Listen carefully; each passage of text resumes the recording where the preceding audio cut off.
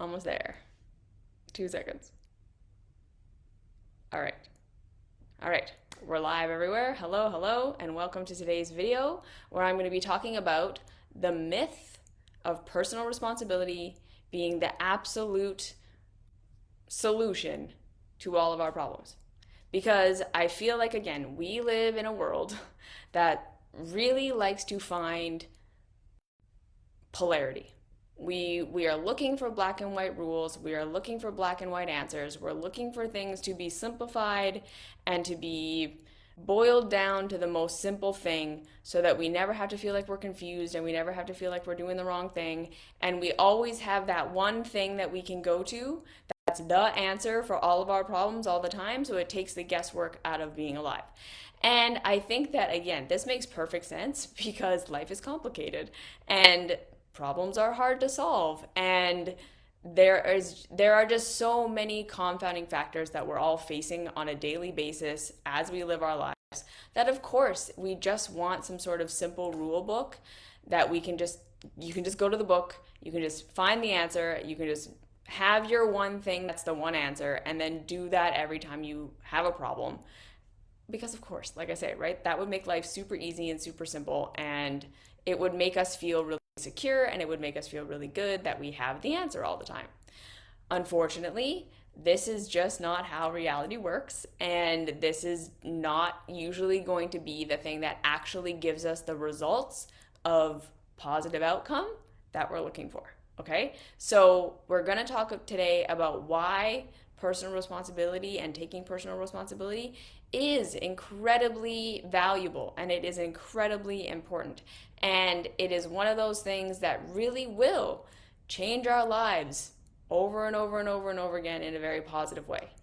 And we're going to talk about the nuance of how that idea of personal responsibility can turn really toxic really quickly, how it can turn from I'm empowered to do what I can about what I'm facing into everything is my fault and everything is because of me, and it's my lack of taking responsibility for myself that is causing me all of my pain and all my suffering.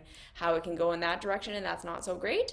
And also how it can go in the direction of having us ignore systems and ignore the importance of community and ignore the importance of working together and coming together and sharing together, because that ultra individualistic mindset that a lot of us are really indoctrinated into in our Western culture, it is not serving us in the way that we think that it is and in the way that we've been indoctrinated to believe that it is.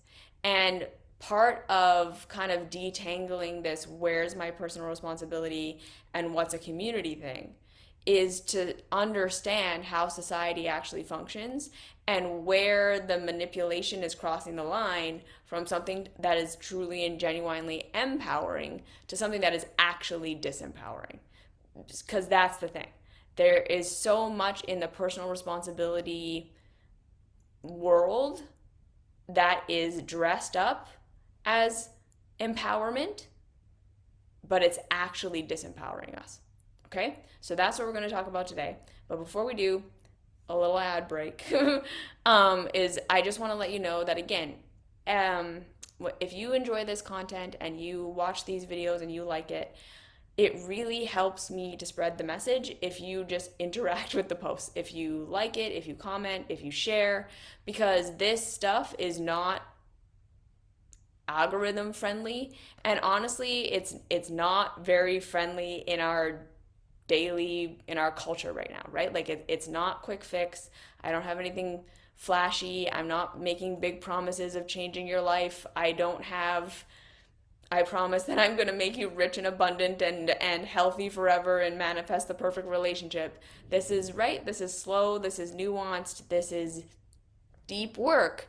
And it's not popular in today's society. So, like I said, it's really helpful for me that if you enjoy this content and if you find this helpful, to share it or to like it or to subscribe if you're on YouTube, or to follower, whatever, just because, yeah, this is not an easy message to spread. And every time you help me do that, you help me do that. And I really appreciate that.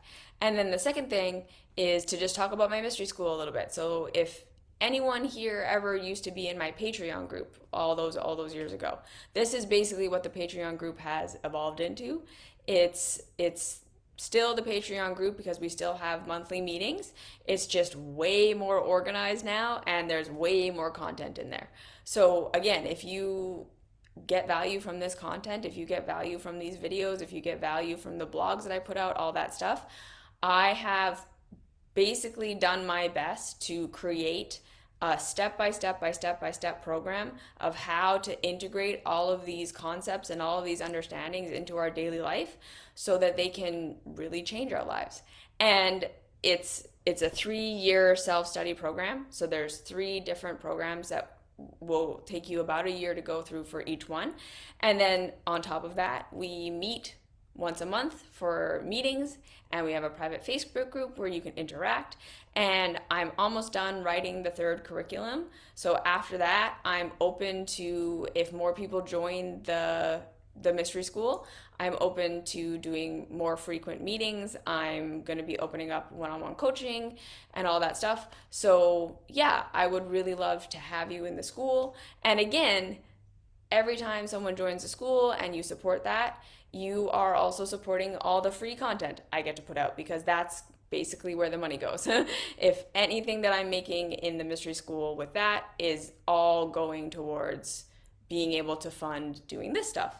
So that's really awesome. And so again, if you have the means to benefit from the paid content, just know that you're then helping to put it out there. So I just wanted to say that. You can find the links to all of those things in my Instagram bio or in the box down below. And yeah, all of your support just really helps me do this. So if you think this is valuable, thank you so much for your support. And then hopefully you get value out of the paid content too. Like, yeah, I wanted to make that as valuable as possible. So there you go. All right, so let's get back to personal responsibility. So in this world we live in,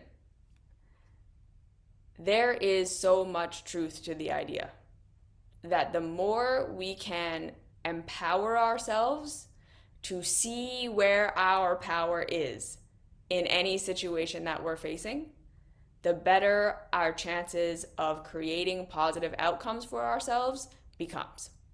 Okay? So again, I am not the kind of person who wants to say, we have no control, there's nothing we can do. If your life is painful, if you're going through hard things, you need someone to come and fix it for you. Society needs to change completely before we're ever going to be able to feel better, all of that stuff. Because I just don't believe that that is reality. We do often in our lives have a lot more power than we think we do in terms of being able to problem solve, in terms of being able to figure out why we're in pain the way that we're in pain, and how we can shift things to make it feel better for ourselves, in terms of being able to see where we were trained culturally, familially, education, government, that these were the parameters of how we have to live, and this is what we have to do. This is how we have to relate to people. This is the kinds of jobs we have to work. These are the kinds of hobbies we have to have. This is how we have to push ourselves. This is what our bodies are supposed to look like.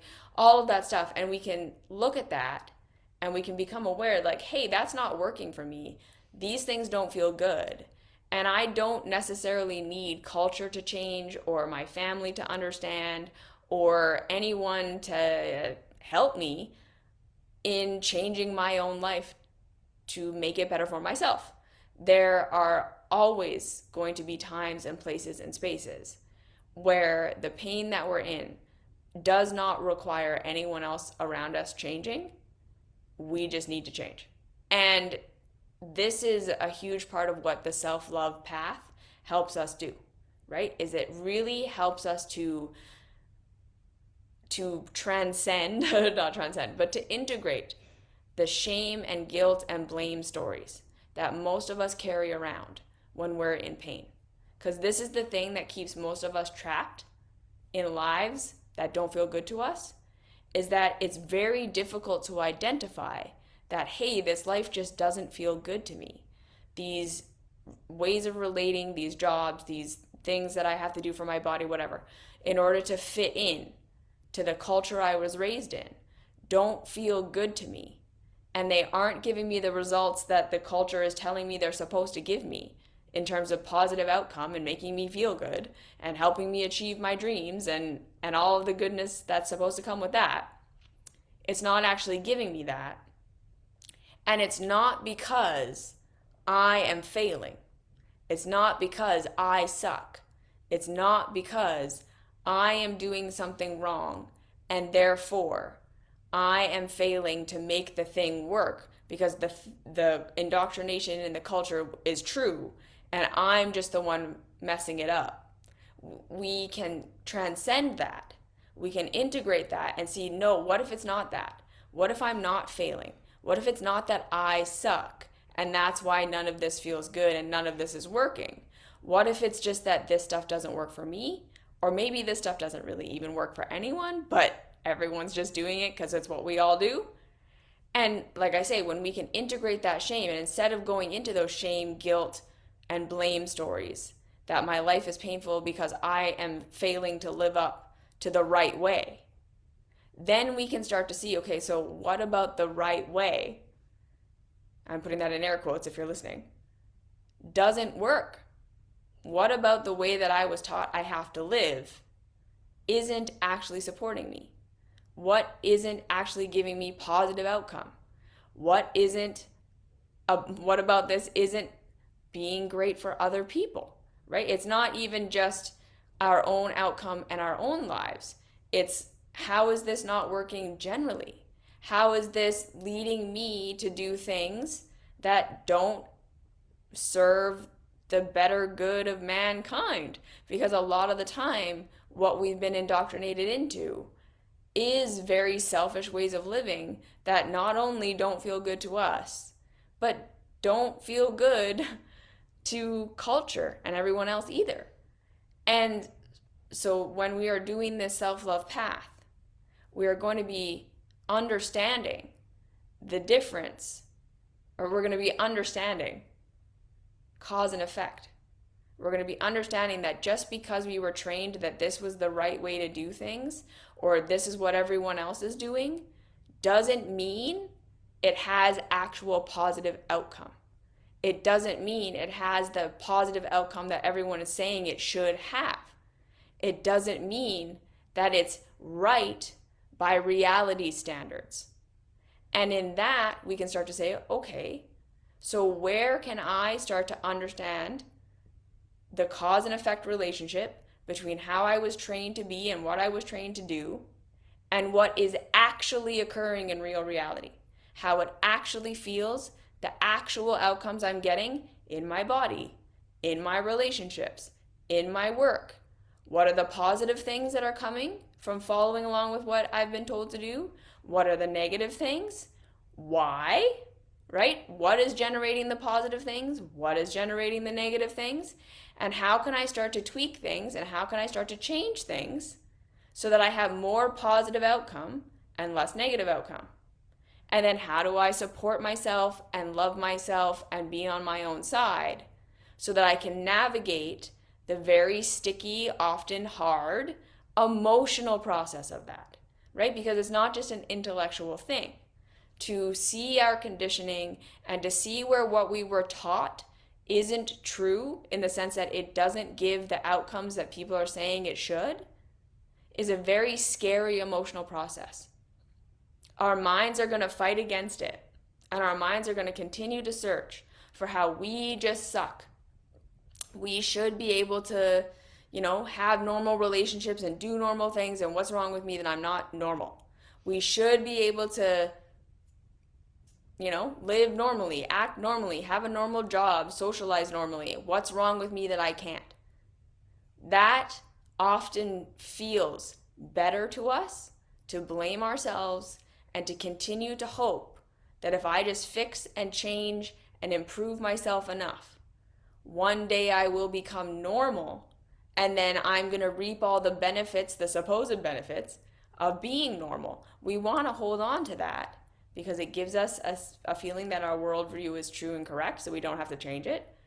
And it makes us feel like one day we're going to be loved and approved of and accepted, which to our nervous systems makes us feel like we're going to be safe one day. When in real reality, a lot of the time, what we actually need and what we actually want is going to come from taking action and living in ways that don't align with what we were taught, that don't get us love and acceptance and approval and understanding from the people around us, that get us rejected and abandoned and misunderstood. And that's hard and that's uncomfortable and that's scary. Okay? So to understand that this is why we do the self-love path, this is why we learn emotional regulation, this is why we learn compassion, this is why we learn curiosity, so that we have these tools, so that we can start to become aware of what in our conditioning is working, what in our conditioning is not working, and where our power is to change, even if that's going to mean we're going to be rejected and misunderstood. And even if that means we're going to have to figure things out on our own, because that's another big part of this, is a lot of the time we want to hold on to the idea that we just suck and we're failing and we're doing it wrong, because we want to believe that what we were given as a blueprint is correct, because then the answer is simple. We just have to follow the blueprint. We just have to get ourselves to change enough so that we can follow the blueprint. But when we look deeper, and when we discover that it's the blueprint that isn't working, that then means now we have to figure out a whole new way, or at least partially new ways of living that are going to get us rejected and are going to be misunderstood, and we have to figure it out on our own. That's a lot to face, right? So like I say, that is what the self-love path helps us do. It's the very complicated process of picking out and teasing out what is working, what is good about what we were taught and what we've been trained to do and all of that stuff, what isn't working, and then to help us figure out why, and then to help us figure out what we need instead, and then to give us the ability to do that even in the face of rejection and misunderstanding. And it gives us the ability to do trial and error, where we're going to make mistakes and we're going to get it wrong and we're going to think we have the answers and then it's not going to be the answer and all that stuff. Taking personal responsibility for yourself starts with being able to see that your pain and your struggle and your suffering are not because you are just failing to live up to cultural expectation. A lot of the time in our world right now, what is being sold as taking personal responsibility is actually just you need to fix yourself so that you will align with culture better, right? It's the exact opposite message of what I just said. Most of the time in our culture, when people are saying you just need to take responsibility for yourself, a lot of the time what they're saying is culture has it right. Are hyper individualistic, hyper competitive. You need to be consuming and producing maximally at all times. You need to fit into your social group, whatever that is. You need to change yourself so that your body is acceptable, so that your relationships are acceptable, so that the way that you work and what you do for work is acceptable. And if you are experiencing pain in this life, if you are not getting the results that you want, it is because you are failing to live up to those expectations. And you need to take responsibility for yourself in the sense that you need to pull yourself up by your bootstraps, figure out how and why you're failing, and get yourself in line. That is actually a lot of the time the real message under this take responsibility thing. So it's not really empowering us to take responsibility in a way that would actually be empowering, which is what I just said. The way of taking responsibility that's actually empowering is saying, what are the outcomes in my life that I absolutely do have control over? that I have some control within, that I have some power within. It's looking at what in what I was trained to do and trained to be is working in terms of it really does get good results. And I do need to maybe practice some discipline or some daily habits to help me align with that so that I can get the success that is required there. We look at those things, and then we also look at what isn't working about what we were taught and what we were trained. We look to where we have shame, where we have guilt, where we are blaming ourselves for our pain and saying it is only because I am not aligning with what everyone is expecting me to be that I am in pain. And we say, okay, if I really were to align with everyone's expectation, what are the actual results I would be getting? And would those results actually be good? And would it feel good to me, the human being, how I was built to do that? Taking personal responsibility for ourselves is a very heavily nuanced thing, where we start to get just radically honest with ourselves about what in culture really will benefit us and really is beneficial overall, that we can work our way up to doing more in our lives and increasing in our lives and all of that stuff. But it also means that we deconstruct what in culture is not helpful, is not actually healthy, is not actually supportive of our growth or the growth of humanity in general. And we learn to divest from that. We learn to pull out of those systems. We take our responsibility in the, I don't actually need to participate in that. And even though I'm going to be rejected and I'm going to be abandoned and I'm going to go through scary things in order to divest, I need to divest. And then we look to where we need to go, the things we need to invest in that are going to suit us, that are going to make our life better, that other people maybe aren't going to understand, aren't going to like, aren't going to accept. And that is what taking responsibility for yourself is. Okay?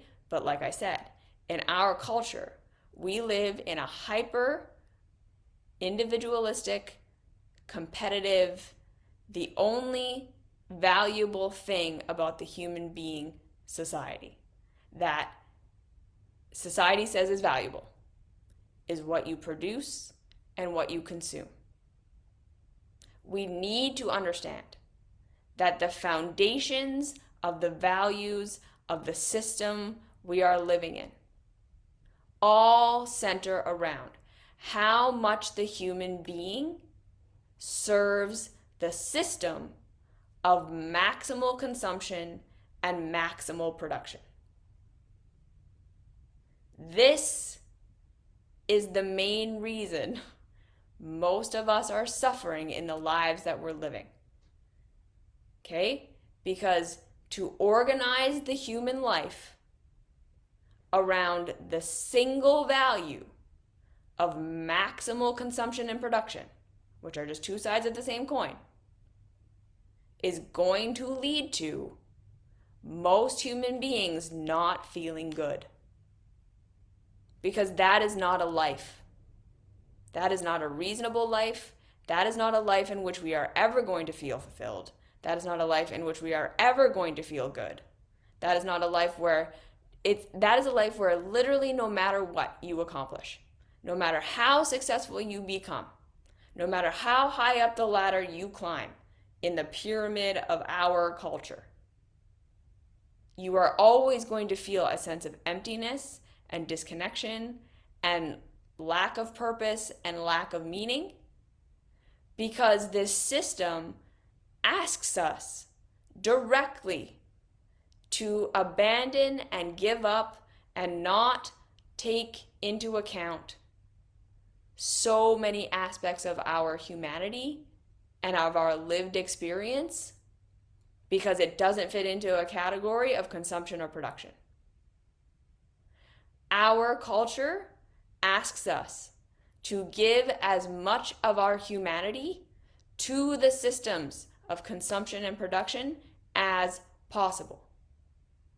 And then it turns around and says, if you're depressed, if you're anxious, if you're overwhelmed, if you're overburdened, if you're sick in your body and not able to live up to expectation, if you're struggling in any way, you don't have enough money, you don't have enough security, you don't have health care, that's on you. Right? You didn't take enough responsibility for yourself. You didn't do what you were supposed to do in our system, which is fair for everybody, and I'm putting that again in quotes if you're listening. Look, we have rich people, we have highly successful people, and they all just fought for it and did what they were supposed to do and took responsibility for themselves, and that's why their lives are perfect and amazing, and they have all the things that they want and that they need. So if you don't have that, if you're not experiencing that awesome life, what did you do? What did you not do? Do you see what I'm saying here? This idea, this myth of personal responsibility being the reason for everything is a manipulation by our culture. It asks us to abandon feeling our feelings. It asks us to abandon so much of our humanity. It asks us to literally say, there is no unfairness in our system. Everything is equal. Everyone is born fair playing field. Everyone has the same resources.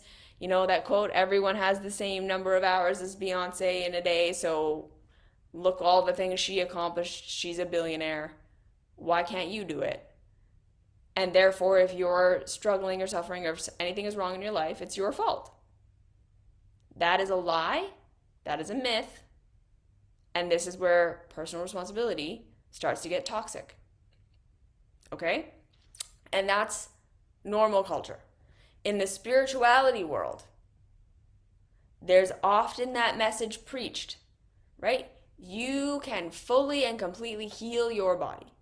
You have complete control to manifest anything you want into your life if you just raise your vibration enough and you just vision board it enough and you feel the feelings enough and you act as though it is enough. You can find perfect relationships. You can transcend all of your trauma and just go on a mushroom trip and heal everything. Because you are ultimately in control of your entire experience, right? That's the spiritual take on it. The law of attraction. That everything is happening to you because of you. Your entire world is literally just happening between your ears. And there's a magic sky daddy that's just giving you things or not giving you things based on your protons, right? And again, that can sound really empowering. That can sound like good. If it's all because of me, if everything is my responsibility, if everything is because of me, I can fix everything. No matter what I'm going through, no matter what I'm experiencing, I have the power to fix it. I have the power to change it. I have the power to make it better. Because it was because of me.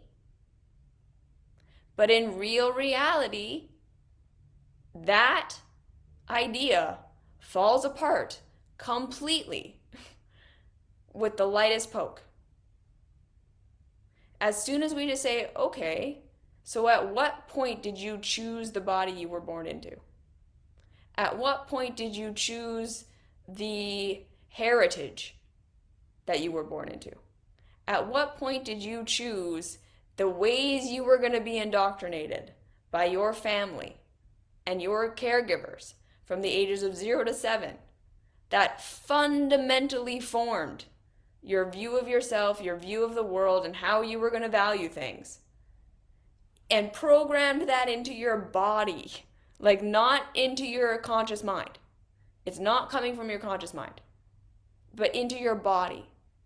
When did you choose whether you were going to have access to education, to resources, to safety, to food, to security, or not? All throughout your growing up years, where again, that any amount of scarcity, any amount of lack, any amount of not having your needs met was going to traumatize your system and fundamentally alter the way that you interacted with yourself and with the world for the rest of your life. When did you make that choice? Right? The spirituality community is just as indoctrinated into this ultra individualist, everything is equal and it's all because of you mindset. And they're just putting a spiritual sky daddy twist on it. But they are saying the exact same thing to you as the neo-capitalists are saying to you. That everyone was just nothing until they were 18 years old.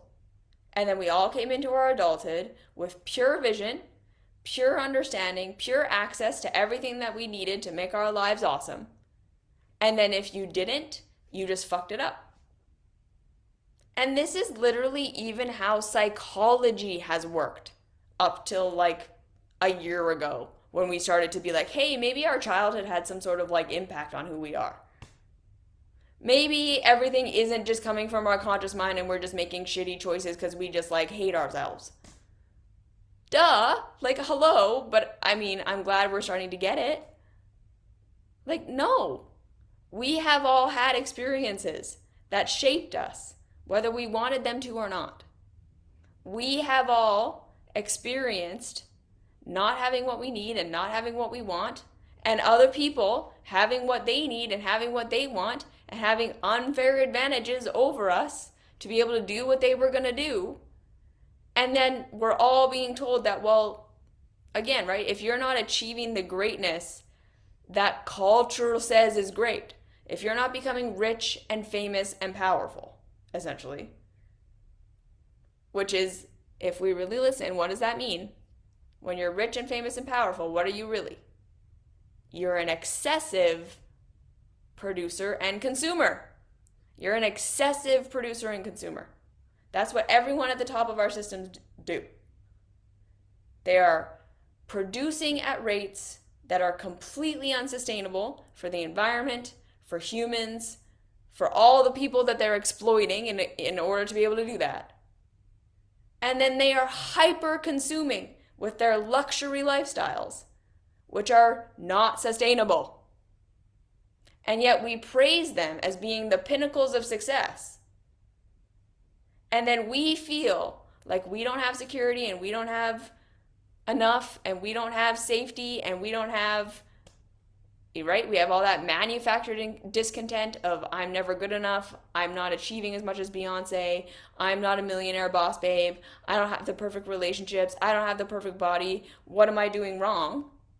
Or the less, even worse version of that is we have whole chunks of society that are perpetually held out of spaces and places and understandings and opportunities to have enough, to have food security, to have relatively safe neighborhoods, to have quality education, to have, I said food security, and then they are constantly in states of poverty and constantly in states of crime, and I'm putting that in quotes.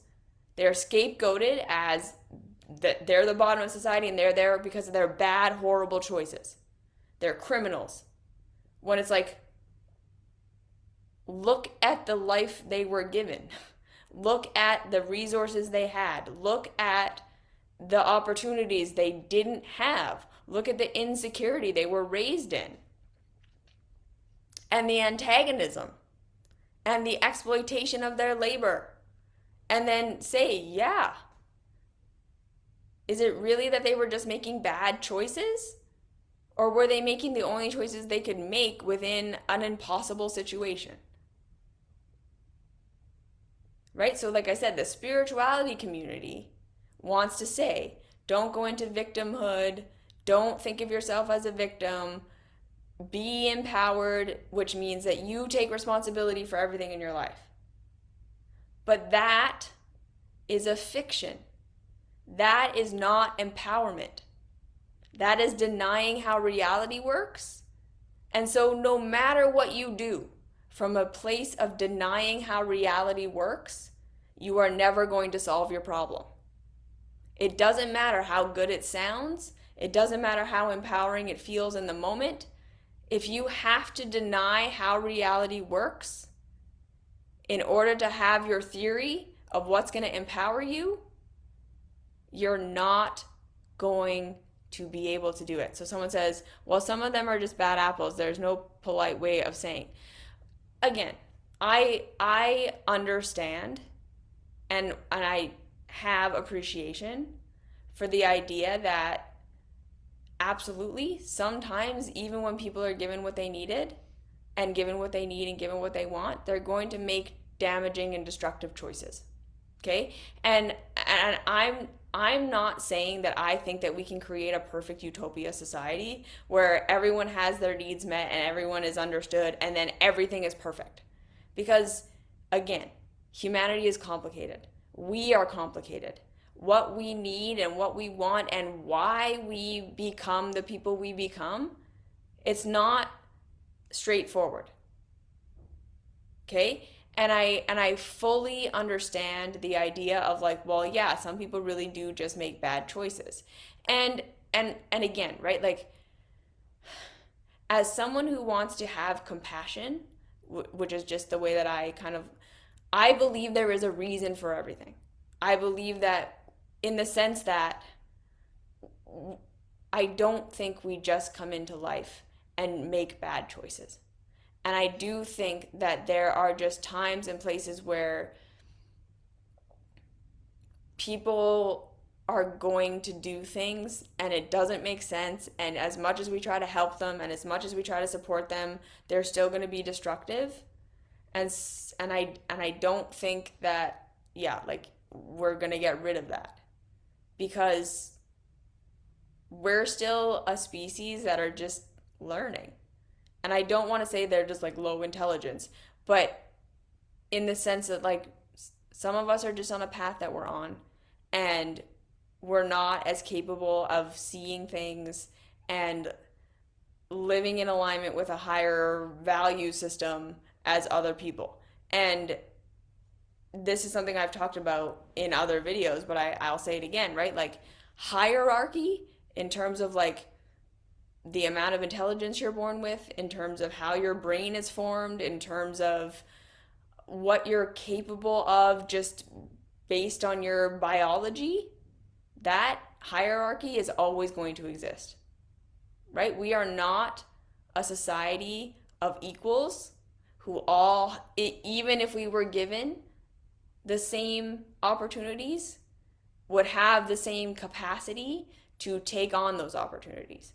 Like for me, as someone who's chronically ill, you could give me all the opportunities you gave Michael Phelps, and I still would never become an Olympic swimmer because my body is literally just not capable of that.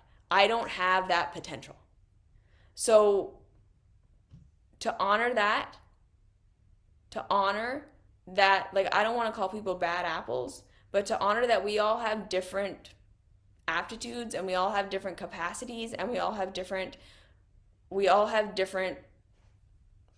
things that are going to be obstacles for us that aren't obstacles for others, and that's reality, right?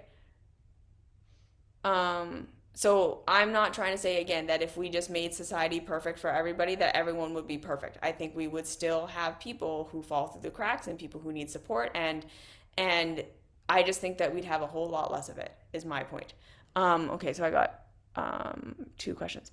Do you believe that the only thing we can control is how we react to trouble, or is that a learned response too? Uh, Again, right? Like the only thing we can control is how we react. I guess in terms of like boiling it down to the nitty gritty, yeah, right? Like we can't force outcomes to be what we want them to be all the time. However, right, when we say I'm controlling my own actions, we can say I am choosing to take these actions, I am choosing to react or respond in this way because I know how reality works and I know that when I do this, this is the consequence. Right? Like we can start to understand that every single time I eat this certain food, it gives me a stomach ache. So I can control not putting that food in my body and then I'm not going to have a stomach ache.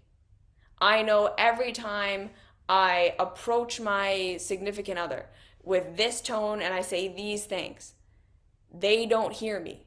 So even if my point is completely accurate and completely perfect, I know that I'm triggering, like I'm saying it in a way that triggers a response that doesn't get the message across. So I can change how I do that to better match how they want to be, communicated with, and then we get a better outcome. So this is what I'm trying to say about taking personal responsibility. Pretty much in every situation, we have a choice of how we're going to react. However, I think there's nuance in that, not everything that we do and not every choice that we make and not every reaction that we have is a logical, coming from your frontal lobe, I'm just going to choose to have this reaction, right? We were all programmed. We all have patterns. We all have trauma. We all have those knee-jerk reactions of how we show up to the world when things happen that may not get us the results that we want. And it's not that we're like consciously choosing to fuck ourselves over or to be reactive or to be combative. It's like a thing that happens, right? So that's where we want to start to say, okay, where are my reactions and my responses coming from? Where did I learn that? Where did that become my way of being? And how can I start to love myself and understand myself and give myself what I need so that I can change my knee-jerk reaction responses? Because again, a lot of the time, like when we're saying, well, you could just choose to behave differently, it's like some people can't right now. They would love to choose to behave differently. Like when we have scapegoats and numbing and coping and self-sabotage and addiction, it's not that you're just choosing that every time, like you're being driven. And so we want to understand the deeper reasons why. You see what I'm saying? So taking responsibility for yourself isn't just saying, well, all I have control over is my reaction. Like, no, you can control reality to a certain extent with your choices. That's a real thing. And sometimes your reactions and your responses aren't within your control. They're programming, they're part of that, that nervous system program that we all inherited of instinctual response that saved our ancestors from death forever. But now we have instinctual response that might not be helpful, that we have to work through. So it's more complicated than that. Okay, so, and then I got, of course not, but for about, let's say 18 years, we were learning from parents that something just made stuff up and passed that crap onto us. And at like 33 years old, we realized there's a blue pill. They call that respectful consideration. Yes, exactly.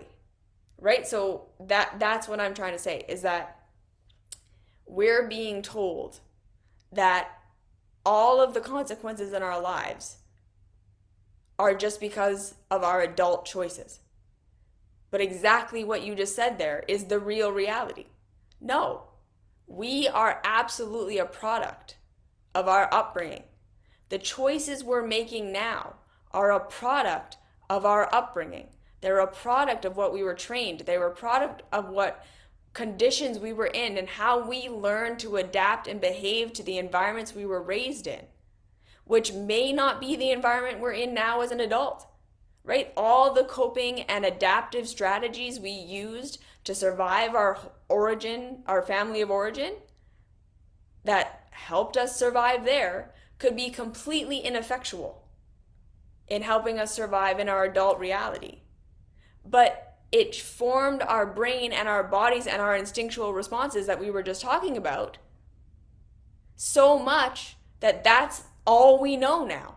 Those are our instinctual responses. Those are our programmed ways of responding to life every single time. And we don't even see that that's a programmed response that we could actually do something about. It just feels like that's what I have to do in the moment. It's the only thing. But it's not real. Like, that's not the only thing. It's not helpful. But it's what our bodies think is the only option. So then we have to have this self-love journey of unpacking, really looking for where these patterns came from, why our responses are the way that they are, why our perception is the way that it is, right? Because we could even have been trained to see the world in a certain way that isn't true. So then we filter our experience, we filter what other people are saying and doing and what's happening to us through an understanding of the world that may not be accurate. So then we make a bunch of choices and have a bunch of reactions that we think are going to give us what we want, that don't, and then we get super confused because we have to like literally relearn what reality is, what the actual outcomes of our reactions are, what the actual reason for why we're experiencing what we're experiencing are. And if our instinctual programmed responses that maybe worked in childhood even work anymore. This is exactly what I'm trying to say. Like, your point is exactly it. We are not just a product of a clear view of how reality works in a completely fair and equal system. And then some of us are just choosing to do the right thing and some of us are choosing to do the wrong thing. And therefore the answer is to just take responsibility for yourself. Yes. Most of us are living in what they call survival mode. And when you realize that you are in survival mode, then you have to choose to exit survival mode and go into living mode. And that, again, is not just a choice we make. We have to work with our bodies. We have to work with our nervous systems. We have to work and have compassion for ourselves. Because this is the thing. We have to understand our psychology. When we say, okay, I'm just living in survival mode and I just have to choose to stop being in survival mode, we are triggering ourselves deeper into survival mode. We think we are being honest and harsh with ourselves and that that's going to kick us in the butt and it's like, you just need to do this. But really what we're doing is we're triggering the first program all of us received, which is when I am rejected, when I'm abandoned, when I'm not loved, and when I'm not understood, I am not safe. This, I believe, is going to be the crux that really helps humanity move forward. Is that when we can understand that when we feel rejected, that is the thing that kicks us into survival mode. Because in the temporary reality of our situation with our caregivers, where we were fully and completely dependent on our caregivers in our childhood for everything that we needed, everything that we wanted, all pain being taken away, all pleasure being given, all needs being met, we had no autonomy. We had no ability to understand how reality worked, how to function our own bodies. We didn't understand anything. The only thing we knew was caregivers were God who had control over everything. And it was my behavior and their level of loving and empathing me that determined whether I got what I needed and what I wanted or not. That is the fundamental nervous system program. So not even just conscious mind, because conscious mind wasn't fully functioning. It wasn't fully formed. Deep in our nervous systems, we learned approval equals getting everything that I want and safety. And rejection equals I'm gonna die. That was the first program we ever got, and we all still have it. This is why self-love, I believe, is the foundation for actually being able to see our patterns and change them. Because when we are kicked into survival mode, it is very, very difficult to change our pattern. It doesn't matter how much we intellectually understand. It doesn't matter how much pain we're in because of it. It doesn't matter how much therapy we go to and how many people tell us that our thing is wrong and blah, blah, blah, blah, blah. If we're in a state of fear, our body's natural response to fear, to insecurity, to feeling like we're not safe, is to do what I've always done. That is what helped all of our ancestors survive. When we didn't understand how reality worked, an instinctual response was the thing that saved our lives, because nature moved fast. We didn't have time to figure out if that rustle in the bush was a lion or the wind. We had to react. We had to just have an instinctual response And when we were in fear, you do that instinctual thing, and that's what saves your life. Okay? So then our bodies, that are the ancestors of those people, have that still. So whatever we did in our childhood, when we thought that our caregivers were rejecting us, and then we did a behavior, and then we didn't die, whether or not that behavior actually got our needs met or not, whether or not that behavior even had anything to do with our caregivers loving us or not loving us, our body's programmed in, that was the behavior that saved my life. So now every time I feel myself getting rejected, I'm going to do some variation on that over and over and over again, and that's going to be my modus operandi. Do you see what I'm saying here? So when we get triggered into fear, which primarily happens through feeling like we're going to be abandoned and feeling like we're being rejected, our bodies are going to drive us to do what we've always done. As much as we want to take responsibility for ourselves and take our power back and choose different, until we feel loved, until we feel like I am loved and therefore I am safe, we're not going to be able to change. We're not going to be able to grow. We can white knuckle it for a little while, but our bodies will not let us do something different, because our bodies are just going to read threat, and the body is going to read the only way to survive is to do what we've always done. Consciousness shuts down when we're scared. So when we say to ourselves, I'm just in fear mode and I just need to get out of it, it sounds empowering, but we're actually triggering ourselves deeper into it. Okay? So, and when the body is confronted with that reality, the brain takes over and says, hey, we're not safe. And then it kicks us back into square one, and it's hard to reprogram. Exactly. So this is why taking responsibility for yourself, the first step, the very first step has to be, I'm going to learn to love myself.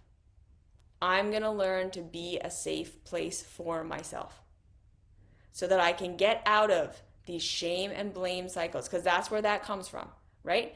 If our bodies were trained that the one way to survive was to fit in, which is what they were all trained to do and to believe, this means when we are in pain, all of us are programmed to look for, what did I just do wrong? Do you see that? How did I just fuck things up? Who's rejecting me? Who's mad at me? What did I not live up to? What expectation didn't I meet? And what's wrong with me that I need to fix? And then the spirituality and the self-help world come in and say, yes, that's true, that's right, that's what it is. You're just not spiritual enough, you're not transcendent enough, you're not this enough, you're not taking responsibility enough. And here are the billions and billions and billions and billions and billions of programs that you can buy to help you fix yourself so that you can take better responsibility for your life and have better outcomes. And we're all, look at this, right? Look at the self-help industry. It's worth more than $1 billion. And it's not because it's working. It's because it doesn't work, but it fully feeds into what we think is going to work, which is fix myself, transcend, stop being this way, so that I will fit in better. True taking responsibility for yourself is by first rewiring. Well, I think really what it is it's accepting that feeling loved is the foundation for being able to see things clearly. Because again, when we're in fear mode, it's very difficult to change your perspective. Someone said, we need to take the blue pill. You can't when you're scared.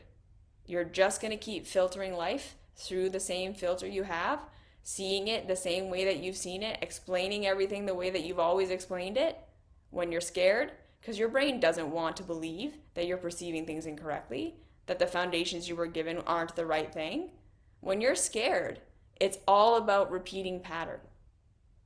So to even be able to see what we might need to change and reprogram and do different, we have to start with feeling safe.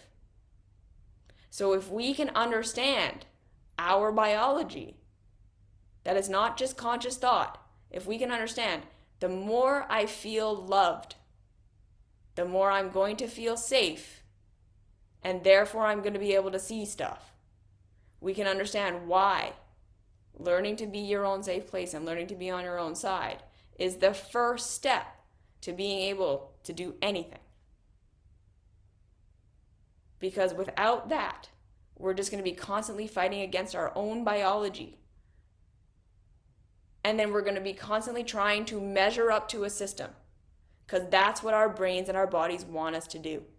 When we're scared and when we're in pain, we just want to look for the rules that we need to live up to so that we can be accepted and approved of. Even though in real reality, so much of the time, doing what we would get us approval doesn't actually get us good results. But we can't see that. That love and approval doesn't override reality. Right? If you're sticking your finger in a socket and getting electrocuted, and then someone comes into the room and unconditionally loves you, you are still going to receive the shock of that system. It doesn't matter how much this person loves you, it's never going to take the pain away. We need to learn consequence is consequence. The temporary reality of our childhood, where acceptance was the answer to everything, is no longer reality. Right? Okay, so it took me 44 years to learn the lesson in one Bible verse. Here is when Jesus was the one in the town and they rejected his help, and to paraphrase it, Jesus said, "You pack it up, we're done here. When you're in a situation that's not working, walk away." And right, like if we have the power to do that, and we will have the power to do that when we love ourselves. And then, like I said, beyond that, then we can start to question what taking responsibility is in terms of what our culture is saying we need to do and be to live up to cultural expectation, and whether or not that's actually good. And we can start to say, some of these problems might not be because I'm just making bad choices. Some of these problems might be because we need more community. We need to work together more. That this hyper-individualistic way of being, where we're all just fighting for ourselves, isn't working. It's keeping the system exactly how it is, and the people at the top, it's keeping them where they are, and it's keeping everyone below them fighting against each other for scraps. But that's not helpful. That's not a real way of being that would be useful for the human being, right? We need to start to understand that the way our systems are set up, generally speaking, not everything, but generally speaking, aren't set up for humans to be happy. They're set up for humans to produce and consume as much as possible. And if that's what we value and that's what we want to align with, fine. But I don't think we're going to ever feel how we want to feel unless we start to question that entire thing. What are we fighting for? What are we trying to become? What are we trying to fit into? And what are the actual results? Right? That's the bigger work of this. That it's not just about us. It's about the whole community and how we're all being affected by how our culture has trained us to be. So we need to have deeper compassion for ourselves. That we're not just making bad choices. We're not just failing to do all the things that Beyonce did. There's so much nuance here. There are things we don't have control over.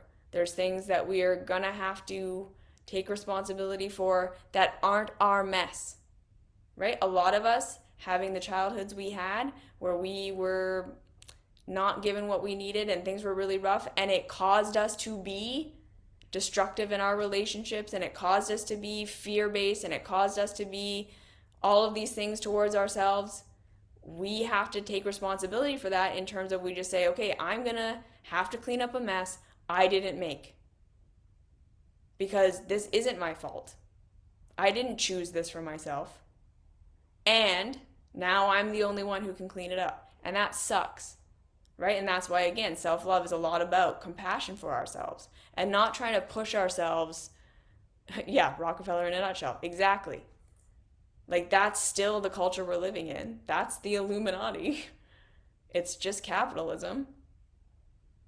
And we're all still being indoctrinated into it. And so much of this personal responsibility garbage, where it's garbage, is about you just need to be more productive and consumptive in this system, which feeds the very top at the expense of everyone else. That is not why you don't feel good. Right? A lot of the time it's because we lack real connection. We lack safety nets. We lack being able to have parts of our humanity we don't have to sell to the system.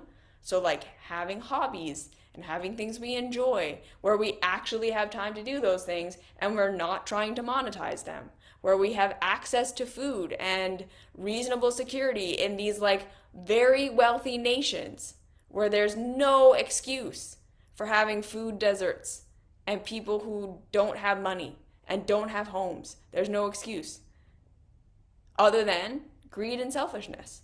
We're just saying we don't value life because you can't produce and consume the way the system wants you to. That's insane, but that's what we're doing. So again, taking personal responsibility, in my opinion, comes down to first learning to love ourselves so that we can see where our own behavior is toxic and how we can learn and grow and change and clean up those messes we didn't make without having shame and blame. We can process that stuff and move forward. And it helps us to divest from the shitty systems that are not the answer to our problem that we're being told are the answer to our problem. And we become more community-minded. We become more understanding of the inequalities and how we can work with that. It's complicated and it's nuanced. And that's why I think it just gets into the territory of fluff when it's like, you can just control everything in your life. No, you can't. You can try to do your best with everything, right? You can learn about your reactions and your responses. You can support yourself to have more evolved reactions and responses. There are things that we can do, but it's complex work, and it starts with that self-love.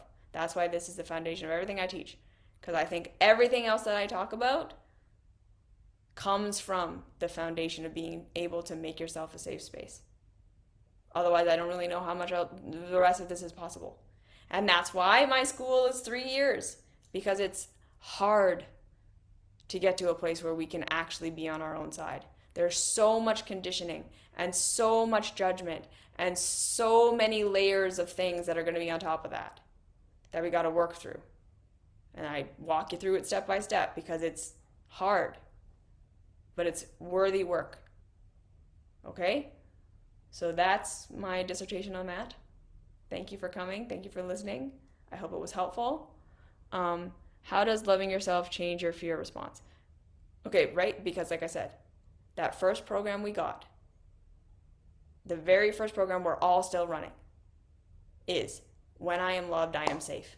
Because that's how it appeared to be in our temporary reality of our childhood. So our nervous systems are still programmed that when I'm loved, I'm going to be okay.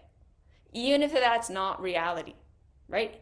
Even if it's not really true that if someone loves you, you're going to be safe and have food, that's what our bodies think. So when we give ourselves that feeling of love and approval, we're hacking our nervous systems. We are making our nervous systems shift into a state of rest and digest, even just a little bit, because to our bodies, it just perceives that love equals safety. So we can use that to our advantage to help us start to shift into problem-solving mode and opening our perspective and all that stuff. When we understand that just every time we feel loved, we're gonna feel relief because it shifts us into feeling like we're safe. We have to work with nervous system, right? It's not an intellectual thing. It's our bodies, okay? So it takes about 5 to 6 years to arrive to your destination. Let's get to work. Yeah, right? It's not easy, but it's so worth it. It's just little things that we do and we show up for ourselves every day. Okay? So that's that. Like I said, I hope that was helpful. Thank you for listening. Thank you for sharing. Thank you for interacting with these videos. It really helps me because again, right, this content, as you can see, it's nuanced and it's long and it's complex. It's just not flashy. It doesn't really go in our world. So every time you help me share, it helps with this. So does our body not know the difference between self-love and external love? No. Love is love. When you feel loved, it's just what most of us need to work on is our own love feeling like something. A lot of the time, that's a big hurdle, is that our own love doesn't feel like love. And we have to work up to that. We have to work up to that, building in ourselves a sense that our own love feels like love. It feels like a presence. That's usually what's difficult about it. And we don't have to do that by ourselves, right? Like we can learn in relationship with other people. We can learn in therapy. We can learn in the mystery school where we're interacting with other people and getting positive feedback. Like it's not just a solo journey, but the more we can work that muscle, it is a muscle. Is this your method? Yes, exactly. That's what I teach in the school, is how to build yourself up to where your own love feels like something, so that you can settle your own nervous system and then start to see your own patterns, start to see how these things work, support yourself in change. It's layers and layers and layers. Yeah? Okay. So again, hopefully that was helpful. Thank you for interacting. Hopefully that answered a lot of questions. And I'll see you when I see you.